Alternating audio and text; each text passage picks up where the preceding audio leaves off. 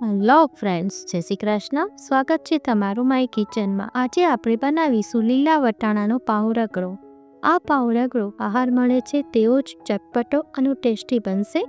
આ રગડો હેલ્ધી છે અને પ્રોટીનિયસ છે, જે એકદમ ઇઝી મેથડથી બનાવીશું. તો ચલો બનાવવાની શરૂઆત કરીએ. પાઉં રગડો બનાવવા માટે મેં અહીંયા 2 કપ લીલા વટાણા લીધા છે, તેને વોશ કરીને લઈ લીધા છે. ત્યારબાદ આપણે 3 બટેટા લઈશું. બટેટાની આપણે છાલ ઉતારી લઈશું. આ પાઉં રગડો એકદમ ફટાફટ બની જાય છે. હવે આપણે જો બધા બટેટાની છાલ ઉતરી ગઈ છે, હવે એક આપણે કુકર લઈશું. કુકરની અંદર આપણે જે વટાણા લીધા છે તે બધા એમાં ઉમેરી દઈશું. ત્યારબાદ બટેટાને નાના કટ કરી લઈશું. જો તમને આજની રેસીપી ગમે તો લાઈક કરજો, તમારા ગ્રુપમાં શેર કરજો અને માય કિચનને સબસ્ક્રાઈબ કરી દેજો અને બાજુમાં આવેલા બેલ આઇકનને પ્રેસ કરી દેજો. ત્યારબાદ એક ટમેટું લઈશું. ટમેટાને પણ ઝીણા કટ કરી અને આમાં ઉમેરી દઈશું.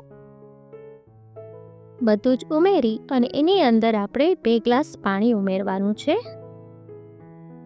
2 ગ્લાસ પાણી ઉમેરી દીધા પછી આપણે એની અંદર 1 ચમચી મીઠું ઉમેરીશું. ત્યારબાદ અડધી ચમચી હળદર ઉમેરીશું ને બધું જ હલાવી લેવાનું છે. અને થોડા એમાં લીલા ધાણા ઉમેરી દઈશું. ત્યારબાદ કુકરનું ઢાંકણું બંધ કરી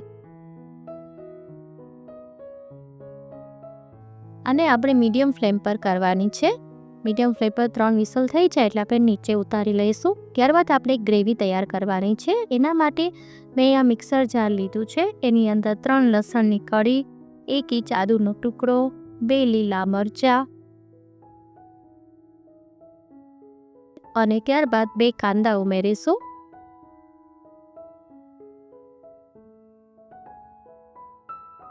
રફલી ચોપ કરી લેવાનું છે અને પછી આપણે એની પેસ્ટ બનાવવાની છે. હવે આપણે આની પેસ્ટ તૈયાર કરી લઈશું. જો મસ્ત પેસ્ટ થઈ ગઈ છે. બસ હવે આપણી આ પેસ્ટ તૈયાર થઈ ગઈ છે. પહેલાં આપણે કુકર જોઈ લઈએ. આપણે જે વટાણા અને બટેટા બાફ્યા છે તે બરાબર થઈ ગયા છે કે ચેક કરી લઈએ. આ પાઉં રગડો બહુ જ ફાસ્ટ બની જાય છે અને આને તમે ડિનરમાં પણ લઈ શકો છો.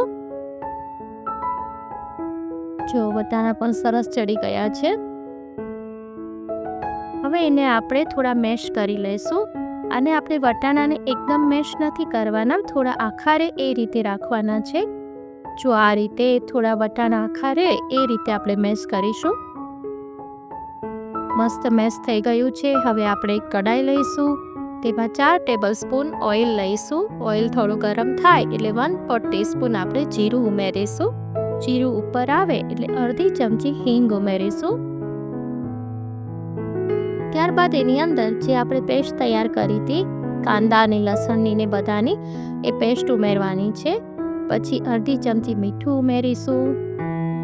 પહેલાં આપણે વટાણાનું 1 ચમચી મીઠું ઉમેરી દીધું છે. હવે આ મસાલાનું ઉમેરવાનું છે આપણે.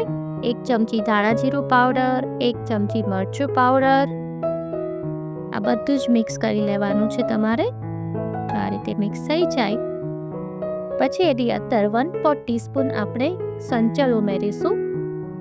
ત્યારબાદ અડધી ચમચી ગરમ મસાલો, અડધી ચમચી આમચૂર પાવડર. આ બધું જ આ રીતે મિક્સ કરતું જવાનું છે અને ગેસની ફ્લેમ ફાસ્ટ જ રાખીશું આપણે. હવે જો આ રીતે તેલ થોડું સેપરેટ થવા લાગે એટલે આપણે જે વટાણા અને બટેટા બાફેલા છે તેમાં ઉમેરવાના છે. આમાં આપણે ગેસની ફ્લેમ પાછી સ્લો કરી દઈશું. સારી રીતે ઉમેરી દઈશું, ત્યાં સુધી સ્લો રાખીશું. હવે બધું જ બરાબર મિક્સ કરી લેવાનું છે. હવે એની અંદર 1 ચમચી કસૂરી મેથી લેવાની છે. કસૂરી મેથીને આ રીતે હાથેથી ક્રશ કરી અને ઉમેરી દઈશું. હવે ફૂલ ફ્લેમ પર જ આપણે બનાવી લઈશું રગડો. જો હજી થોડો ઘાટો લાગે છે રગડો એટલે આપણે 1 ગ્લાસ પાણી ઉમેરીશું. એની કન્સિસ્ટન્સી આપણે થોડી સેટ કરી લઈએ, કારણ કે ઠર્યા પછી પણ નીચે ઉતારશું એટલે થોડો ઘાટો થઈ જશે. જો સરસ થઈ ગયો છે, સરસ ઉકળે છે રગડો. 5 મિનિટ જ થાય છે ઉકળતા. પછી એની અંદર લીલા ધાણા ઉમેરીશું. જો આ રીતે થોડો ઉપડી જાય અને થોડું તેલ ને બધું સેપરેટ થવા લાગે એટલે આપણો રગડો તૈયાર થઈ ગયો. કેટલો મસ્ત બન્યો છે, જોતાં જ ખાવાનું મન થઈ જાય એવો બન્યો છે ને. ચોક્કસ બનાવજો અને મને કમેન્ટ કરીને કહેજો કે આજની રેસીપી તમને કેવી લાગી. હવે આપણે ગેસની ફ્લેમ બંધ કરી દઈશું. ત્યારબાદ એની અંદર અડધા લીંબુનો રસ ઉમેરીશું.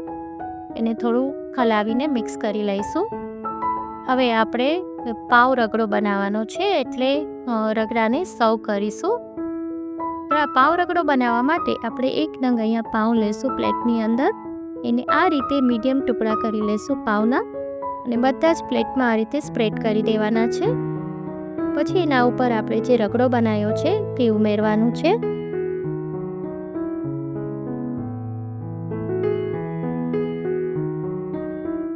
ત્યારબાદ એના ઉપર ડુંગળી ઉમેરીશું.